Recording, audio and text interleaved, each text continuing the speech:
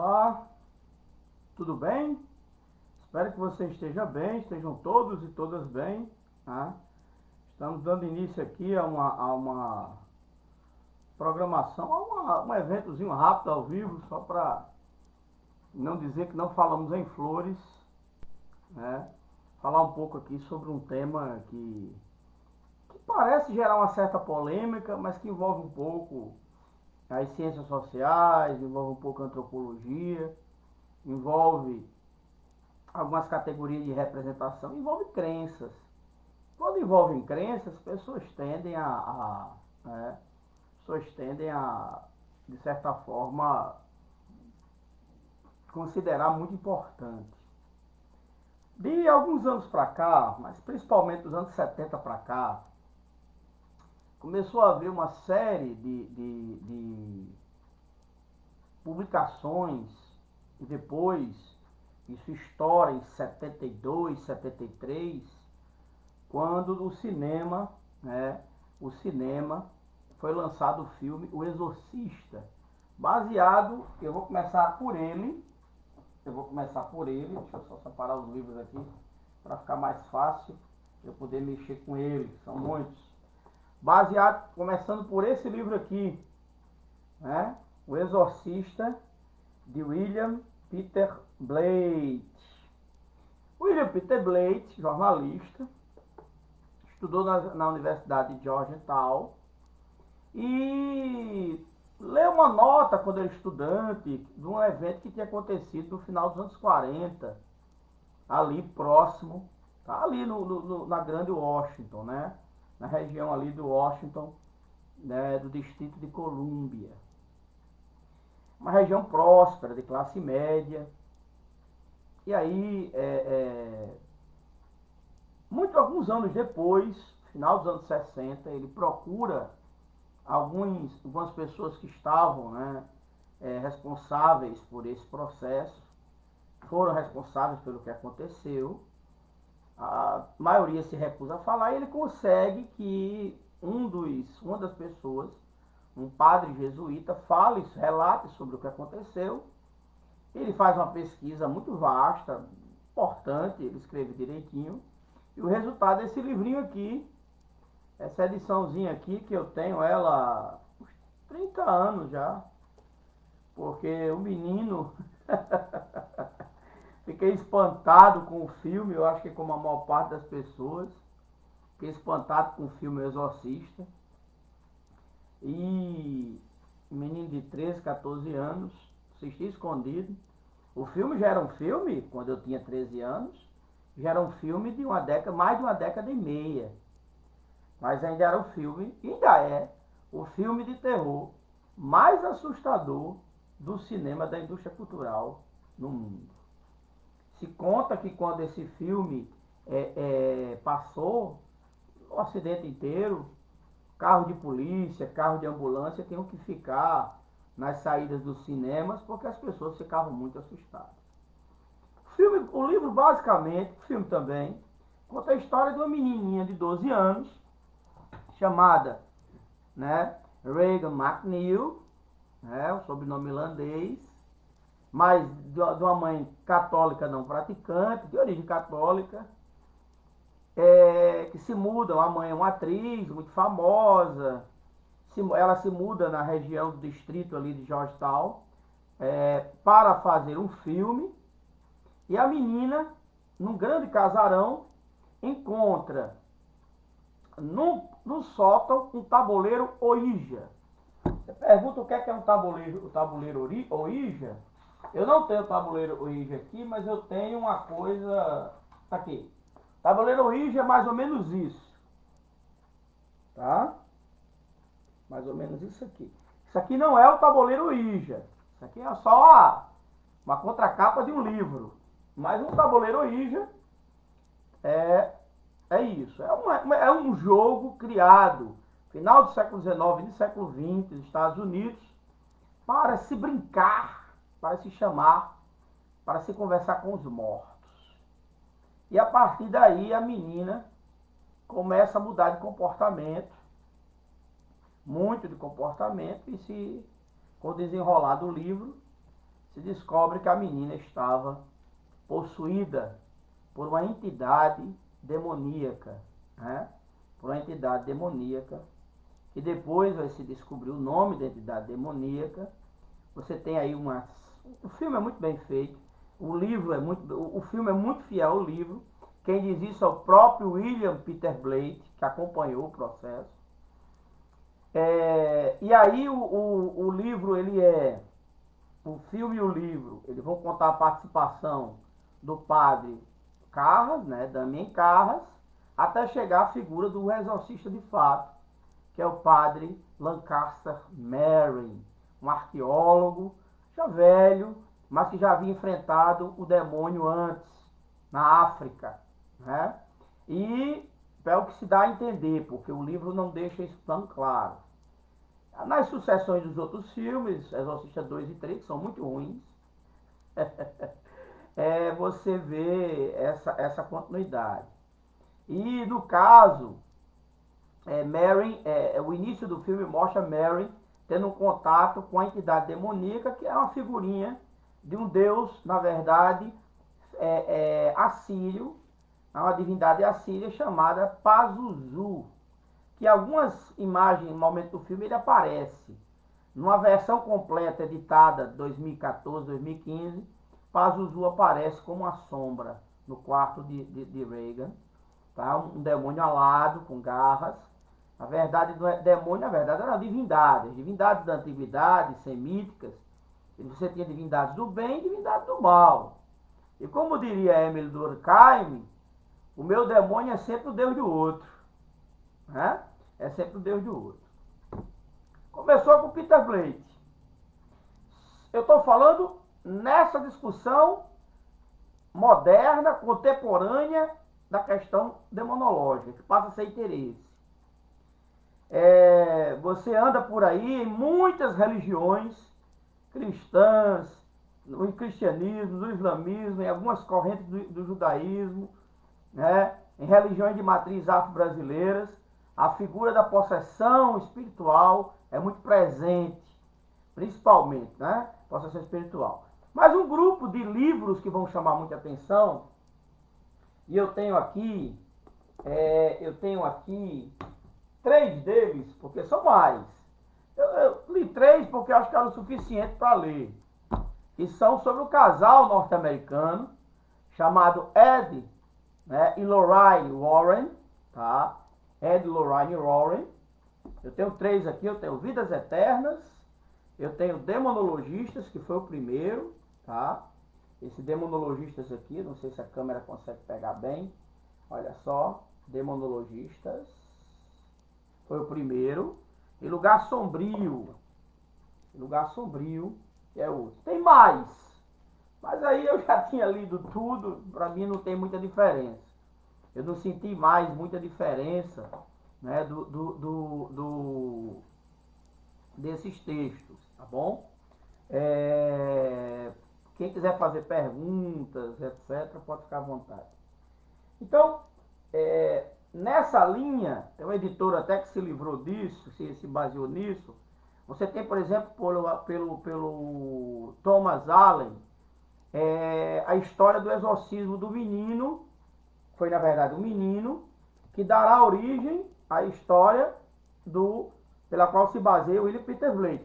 Não é a mesma história. Quando você lê o relato desse exorcismo, e no final do epílogo desse livro, né, a transcrição do principal padre exorcista, que é um jesuíta, você nota que a coisa precisa ser vista com bastante ceticismo. Tá bom? Também tem uma discussão, o Demonologista de Andrew Price, que é o best-seller, um best-seller também. Então, e para fechar essa série, eu também consegui assim, ó, sobre uma figura que é muito conhecida nos círculos católicos, que é o Padre Amorth. É um livro escrito por ele mesmo, O Último Exorcista, Minha Batalha contra Satanás, o Padre Gabriele Amorth, tá? Padre italiano. E um manual de demonologia, que não é um manual de demonologia católico, oficial. É um manual de demonologia escrito É uma dissertação de mestrado, se não me engano, de Carlos Augusto Vailate, onde ele discute uma coisa interessante, tá? Ele discute uma coisa bem interessante, que é o quê? Ele discute que o chamado exorcismo do Genezareno. Quando você analisa o papel de Yeshua histórico, tá? Você percebe que, principalmente nos evangelhos sinóticos, Jesus é eminentemente um exorcista. É uma das coisas que ele mais pratica é exorcismo. Na antiguidade, até a Idade Média, uma parte das doenças eram creditadas aos malefícios espirituais. Até o século XIX ainda se falava de humor, que era uma espécie de bafo que as pessoas incorporavam e as adoeciam. Daí a ideia, você acordou com mau humor. O humor hoje está ligado a uma questão psíquica, mas antes era uma questão física, tá? E antes espiritual. Então, como é que é essa história dos demônios? Tá? O que é essa história dos demônios? Bem, para os gregos e para os povos pré-gregos, demônios, os árabes chamam de djinns, eram espiritualidades, eram sistemas de criaturas que estavam ligadas às divindades, como as ninfas, tá? E assim por diante, que tanto podiam levar um indivíduo para cometer atos benéficos ou para cometer atos maléficos. Isso é uma discussão que Michel Eliade faz muito bem. O livro está lá em cima, não vou levantar para pegar. Em História das Religiões, tá? E também, então, nesse sentido, os dêmonos, porque a palavra dêmono tem a ver com sábio, tá? E por isso que para os árabes, os djinns são gênios, são figuras que orientam para o bem, orientariam para o indivíduo tomar decisões boas, ou orientam para o indivíduo tomar decisões más. Então você tem aí essas duas definições, isso nesse processo. Os persas acreditavam, e o Império Persa ele vai dominar todo o Oriente Médio, então ele vai ter uma influência muito grande, sobre a percepção com que esses povos vão ter dessas divindades. Os persas acreditavam em uma dualidade divina, um Deus do bem e um Deus do mal.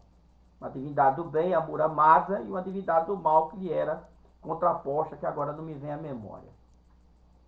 O que é interessante você imaginar e você pensar é o seguinte, é que num dado momento histórico, entre o século IV, antes da Era Comum, até o século II, depois da Era Comum, está estabelecido do imaginário, na área do Império Romano, até o Oriente, tá? Essa área toda, a ideia de que espíritos possessores, ou como diz o casal Warren, entidades não humanas, incorporam seus indivíduos, as pessoas, e lhe trazem malefícios até a morte.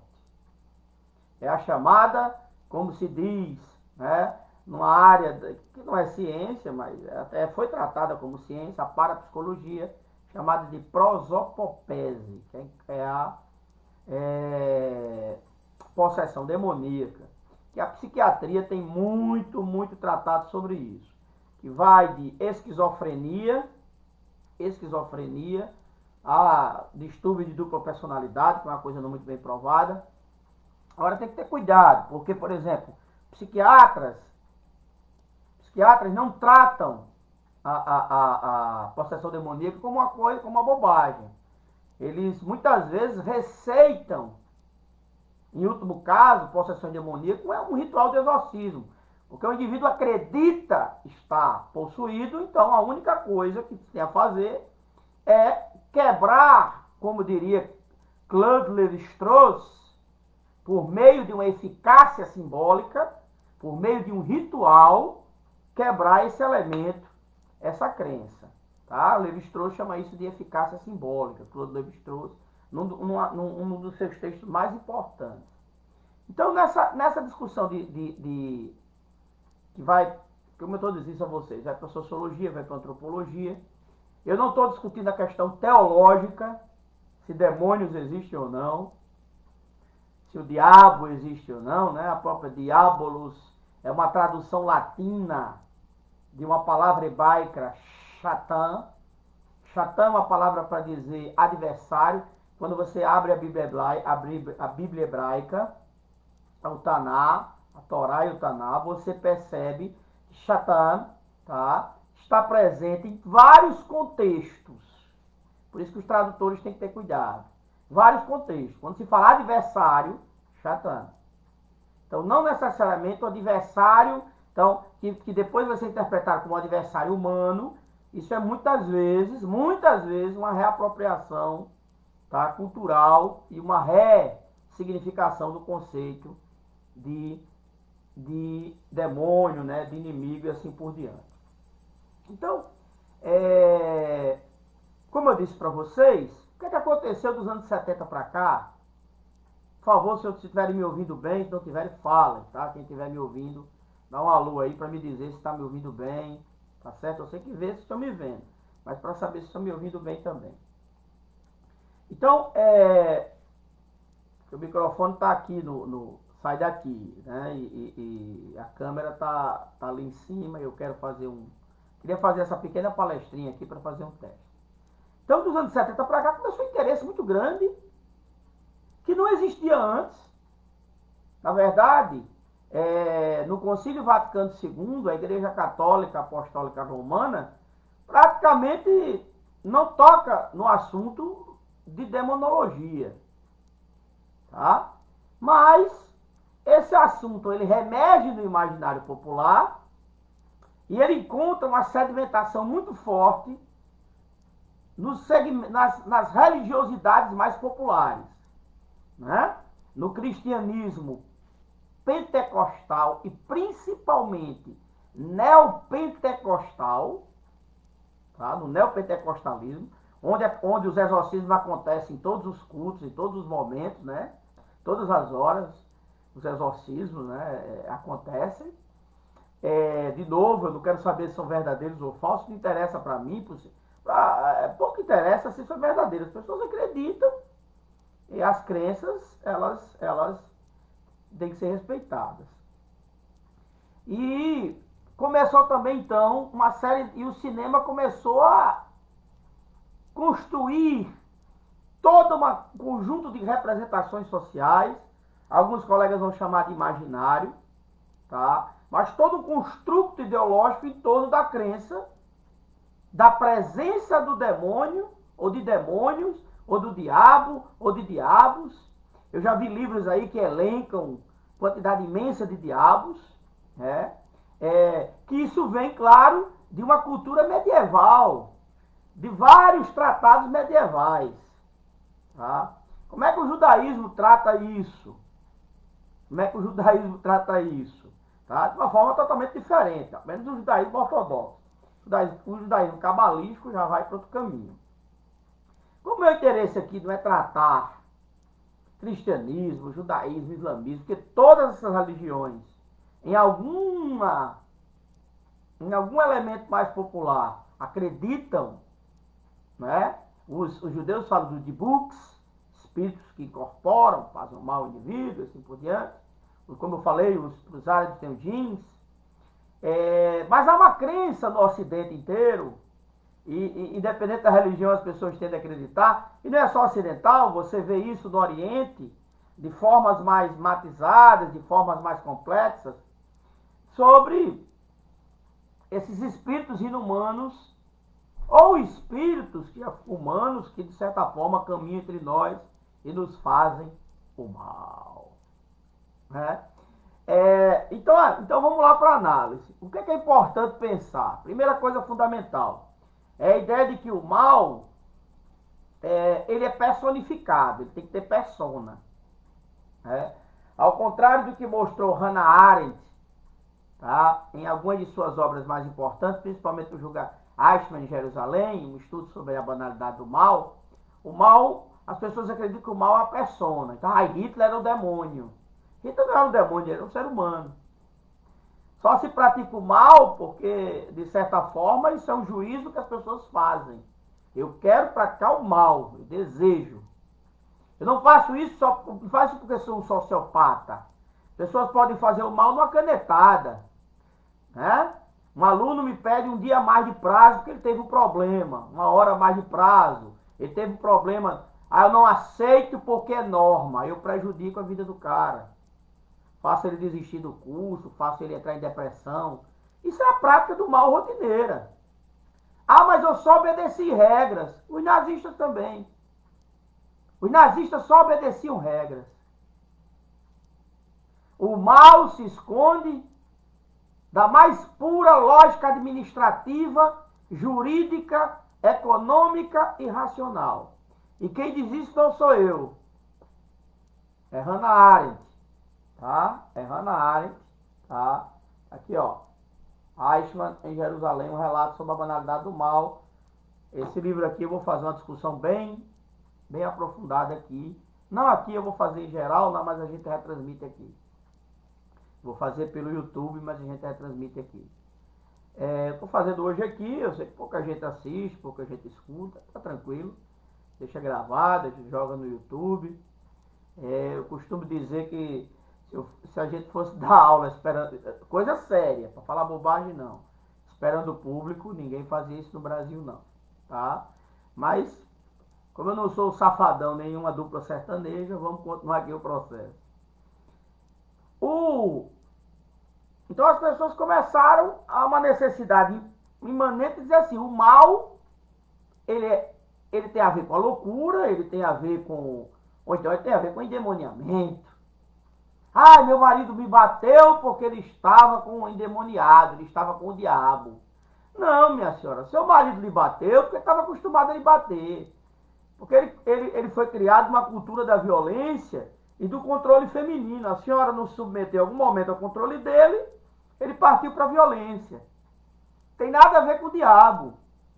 Isso é uma correlação sociocultural, muito facilmente ser explicada, psicológica. Talvez até sadomasoquista, tá? Ou mesmo porque a senhora não consegue se libertar desse processo de violência. Por várias razões. A senhora é vítima. A senhora é vítima. Mas não é o diabo, não. Certo? Ah, porque ele vai se encher do Espírito de Deus, nunca mais vai lhe bater. Espero que ele se arrependa, mas a questão vai muito além. E na verdade as religiões, elas reificam o processo de violência. Elas reificam, elas aprofundam. Tá? Sem exceção. Sem exceção de alguma. Tá? A não ser que realmente prega o pacifismo o tempo todo. Então, dos anos 70 para cá, o diabo apareceu. E numa sociedade como a nossa, numa sociedade mediatizada, quando o diabo volta à tona, ele volta à tona primeiro da indústria cultural. Filmes e mais filmes. Como eu mostrei para vocês aqui. Literatura e mais literatura. Isso aqui é tudo assentada pela quantidade de crendices que tem, sem nenhuma prova empírica. Engraçado que esses livros dessa coleção Dark, esqueci aqui o nome, tá? Dark Side, esses livros da coleção Dark Side, eles falam a provas. Eu digo como cientista há mais de 20 anos. Aqui, ó. Lixo. Literatura de quinta categoria. Não tem prova nenhuma. Ah, porque as fotografias podem ser forjadas. Áudio pode ser forjado. Imagem pode ser forjada. Não tem prova. Não há prova. Tá bom? Claro que eu não estou dizendo que você vai brincar com tabuleira Ouija, vai desprezar a crença das pessoas. Mas cientificamente não há prova. Não, isso não deslegitima o trabalho dessas pessoas. Tá bom? Olha, você pode acreditar em horóscopo, o outro acredita que vai ganhar na Mega Sena, a outra pessoa acredita em cloroquina, o outro acredita em vermectina, o outro acha que se queimar cocô de burro, né, vai ficar livre do Covid. Fica à vontade, é crença. Mas não há prova científica. E a ciência, ela tem todo um sistema metodológico que envolve observação, análise, experimentação laboratorial ou estatística, ou com algum tipo de técnica, né? esse tipo de análise, ela é expandida para buscar erros, e aí quando você não encontra mais erros, você tem mais ou menos alguma evidência que pode formular alguma teoria, e com o tempo, quando essa teoria é comprovada em vários níveis, você pode construir uma lei universal. Nas ciências do espírito, nas ciências humanas, isso é mais difícil. Isso é muito mais complicado, né? Isso é muito mais complicado. Então, o demônio está entre nós porque nós acreditamos que ele está entre nós. Na verdade, dentro dos espaços religiosos, e quanto mais popular for o espaço religioso, mais forte, mais se fala mais do demônio. Uma pesquisa interessantíssima do professor da Universidade de Washington, nos Estados Unidos, ele analisou uma série de prédicas de alguns líderes religiosos e notou que quase metade do tempo dedicado às homilias falavam-se no demônio, né? Falavam-se no demônio. Então, para vocês verem como a coisa realmente é bastante forte. O demônio vende. O demônio vende, como mostrei para vocês aqui, livros. Mas o demônio vende imagens, o demônio vende admoestações, ele vende bênçãos, ele vende um feijãozinho abençoado, ele vende um copo d'água abençoado, uma imagem abençoada. Ele vende para todas as religiões. Isso não é uma coisa do cristianismo. Está no cristianismo, está no islamismo, está no judaísmo, nos judaísmos, nos cristianismos, nos islamismos, porque existem vários, né? Também está presente lá no budismo, está presente em outras manifestações religiosas. O pior é quando você acredita a religião do outro, a questão do demônio. Por exemplo, o que se faz com as religiões de matrizes afro-brasileiras. E o que você cria é intolerância, tá? Em nome de uma mentira, em nome de uma, cientificamente, uma grande mentira e de uma crença absurda. E de uma crença absurda, porque a nível de exegese estrita, é uma crença absurda. Eu não vou aprofundar isso porque não cabe aqui, né? Não cabe essa discussão. Eu queria só fazer uma coisa aqui de meia hora. Bem, e aí quanto mais se acreditam no demônio, né? Mais se culpa o demônio. Mais se retira o indivíduo a sua responsabilidade e se culpa os demônios. E aí a gente tem vários demônios, né? É o demônio da direita, é o demônio da esquerda, é o demônio do centro. Mas toda época histórica tem seus elementos de crendice mais fortes. Né? Nós saímos de uma época, né, em que, por exemplo, até os anos 70, a crença em alienígenas era muito forte mesmo, e entramos numa época em que agora a demonologia, a crença em entidades demoníacas, como citar o casal Warren, em entidades não humanas, é mais forte, tá bom? É isso, eu queria só bater esse papo com vocês. Ninguém fez nenhuma pergunta, então... Às vezes é papo, né? Senão a gente fica só falando para uma tela. Mas é isso, se alguém tiver alguma pergunta, alguma dúvida... Existe material sério, muita dissertação e tese de doutorado sobre isso, na área de psiquiatria, na área de história, de antropologia, de sociologia, que para quem se interessa, vale a pena. Olha o Cassiano aí, pessoal. Obrigado, Cassiano. Bom dia. Tá me ouvindo bem, Cassiano? Um abraço aí para todo mundo aí de Ceará-Mirim, terrinha querida. Para quem quiser se aprofundar, você tem material à vontade. Você tem material à vontade. Eu queria comentar mesmo sobre essas obras aqui. Tem uns relatos interessantes aqui, tem umas histórias interessantes. Se você assistiu os filmes, né, que falam do casal Warren, e você lê os livros, você vê que há uma diferença muito grande. O cinema muda muita coisa.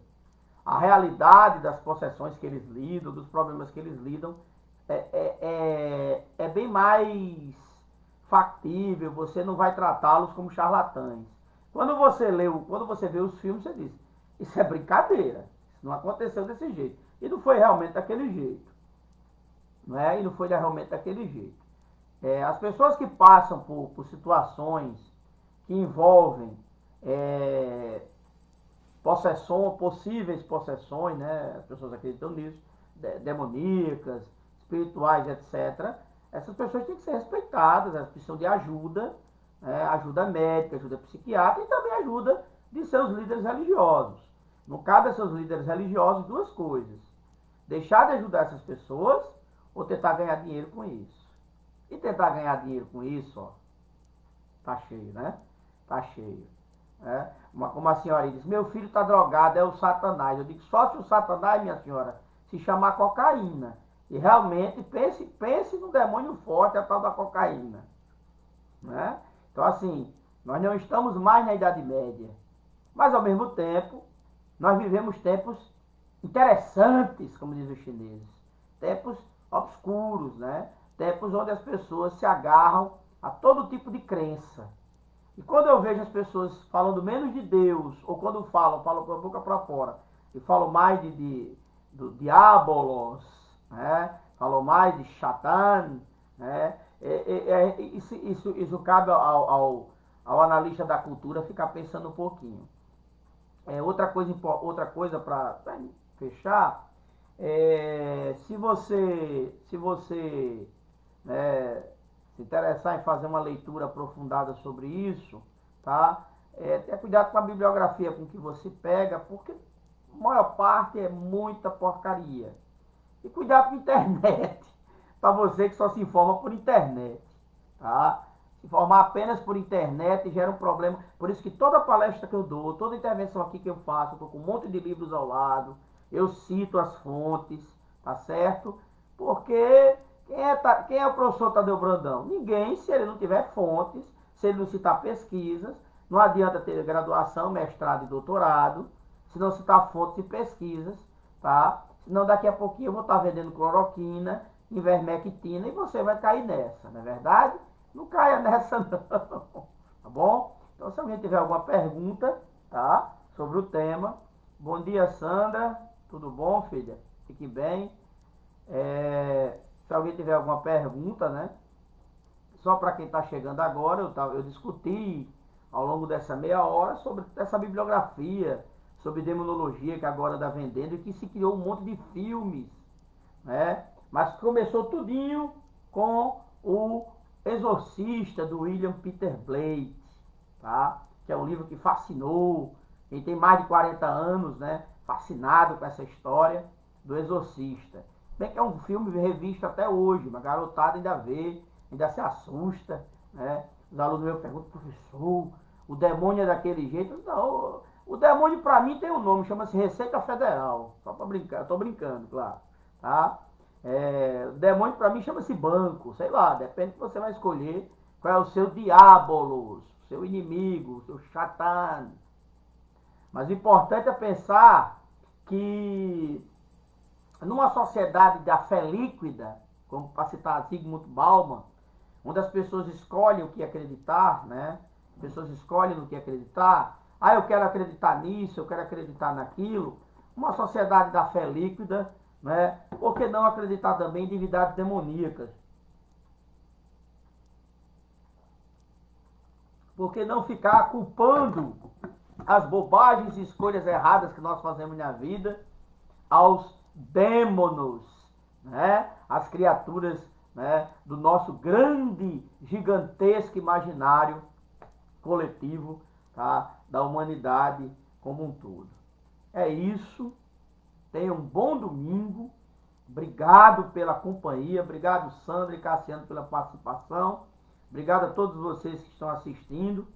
Sinal de que estão me ouvindo bem, né? Eu tô falando pelo computador e não pelo celular, tá bom? Fiquem com Hashem, fiquem com Deus, tá? E até o próximo encontrozinho rápido para não encher o saco, tá? Quer ficar aqui, se quiser rever, tá? Até a próxima, se Deus quiser.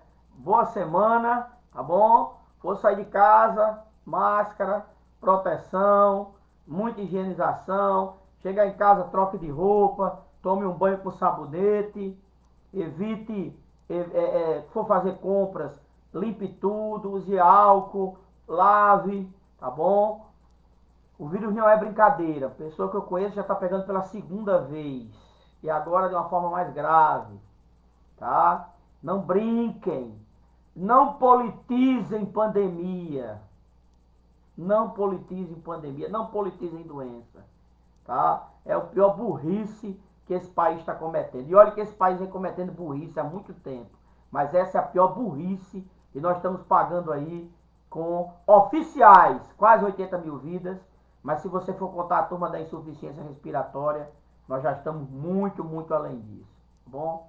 Fiquem bem, estamos às ordens, né? Em nome do saber, em nome da ciência, em nome da verdade. Obrigado, até a próxima, se Deus quiser.